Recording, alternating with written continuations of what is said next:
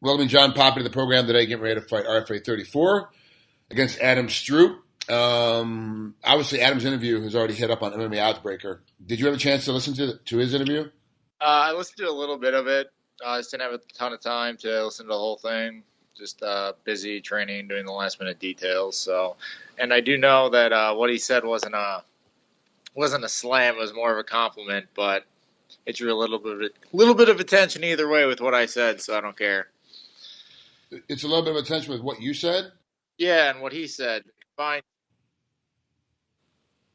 So explain more. Like, what exactly irritated you about what he said? Oh, he just he talked about how it was a very straightforward, I guess, no bullshit as far as when it comes to my fighting. I just do you won't see me spinning, throwing back kicks or spinning elbows or anything like that, or maybe you will, I don't know.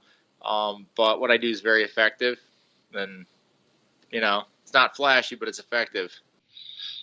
Well, your last fight out with Andrew Sanchez, you actually got caught by spinning back fist. Yeah. That kind of puts you out.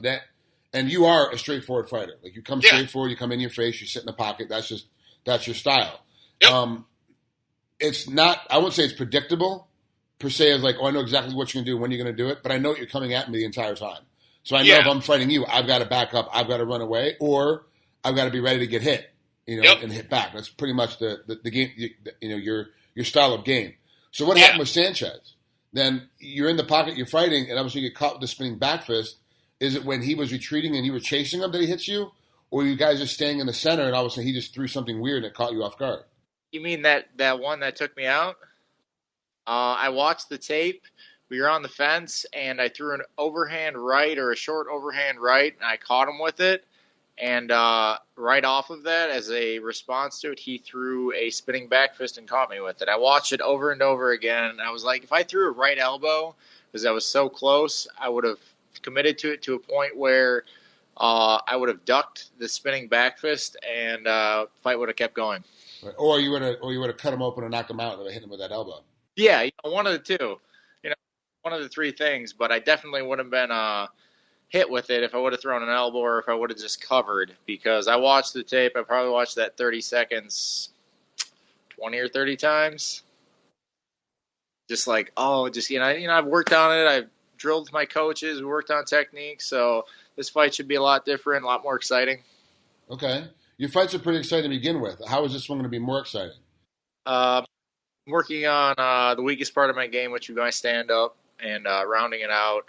Just things that have been, I guess, neglecting for years. What should be shadow boxing, just drilling stuff like that. It finally all clicked one day over the course of fall, and like the distancing and range all makes sense now. It's just one of those things that finally clicked in my head. Record-wise, you guys are pretty close, 6-2 versus his 10-2. Yeah. It's a really good matchup from the couch. Like, me sitting at home watching it, it's going to be a really good matchup. But how do you see this matchup in training camp? Like, how'd you guys break it down, and what do you think about Adam Stroup as an opponent? I think he's long and rangy, obviously, because he's 6'3", and he can hurt you if he wants to. But from what we saw, he doesn't go for the kill as much as he could. And why do you think that is? Why do you think that he backs away from the kill? Is he trying to keep his, doesn't know what he's doing?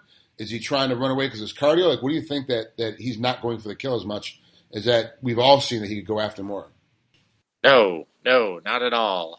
It's always avoid taking damage no matter what. Even if he does rock me, it's not just hold there. It's get the fuck out and recover. So you said earlier that you've been neglecting shadow boxing and working on drills and things like that. It just finally clicked over the fall. It just finally came together, and now you're working out a lot more. But previous to you weren't. Not as much as I should have. But your attitude has always been, don't get hit, don't take any damage. But that's defense on your feet. That's striking defense. So you've always had this attitude of never getting hit. Like, I don't want to get hit. I want to hit the guy as much as possible, not get hit. But it wasn't until the fall, just 3-4 months ago, we were like, oh no, I got to fix. Now I don't like I said you had to fix it. You knew to kind of work on it. You just need to work on it more all of a sudden. I finally stopped putting it off to the extent that I did, and I put a lot of time into it. I'd go in by myself for 2 to 3 hours in shadow box.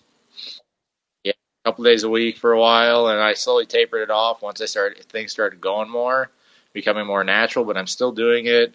That's one of my favorite things to do, actually, is go to the gym, bunch of sweats on, turn on some music, and just shadow box, loosen up, work on kick drills, stuff like that. That's really, really helped, and it's fucking cold in Wisconsin, so it's good to do conditioning too. Yeah. And let's be honest, it's as low impact as you can get training wise for our sport. So it's like the easiest way that you can get to it is doing repetition. Shadow boxing, shadow kickboxing is going to help out quite a bit. So. Well, I'm glad, John, you've actually started spending more time when you're striking because that was one of the most apparent flaws that you've had in your game. You're just like, you're so good on the ground, though. I get it. Like, I understand why. Why would I spend more time striking? Because if I get this thing to the ground, no matter what, then I'm gonna be the best at it. You're gonna get caught, or I'm gonna beat the crap out of you for 3 rounds. It's always gonna be one of those situations. So, besides Adam's, it's all hype before the fight. Like, no one really cares. At the end of the day, it's just pitching the fight. When this fight actually goes down, how do you see it playing out in your head? Oh, come on. I'll set the pace and make him chase me for 3 rounds. Make him chase me, not necessarily physically around the ring, but make him chase me trying to beat me. Make him worried, make him tired, hit him, wear him out. Make him catch up to me if he has to win. If he wants to win, it's going to be a catch up from behind situation. Okay, all right. That's John Poppie getting ready to fight Adam Stroup coming up here on RFA 34, January 15th, in Bloomsfield, Colorado. Thanks so much for coming on here, John. I appreciate it. I know today's your travel day, and I appreciate you squeezing me in for a couple of minutes. Have a great trip, have a great weight cut, and then have fun in this fight. We'll talk to you later. Thank you, sir. Have a good day.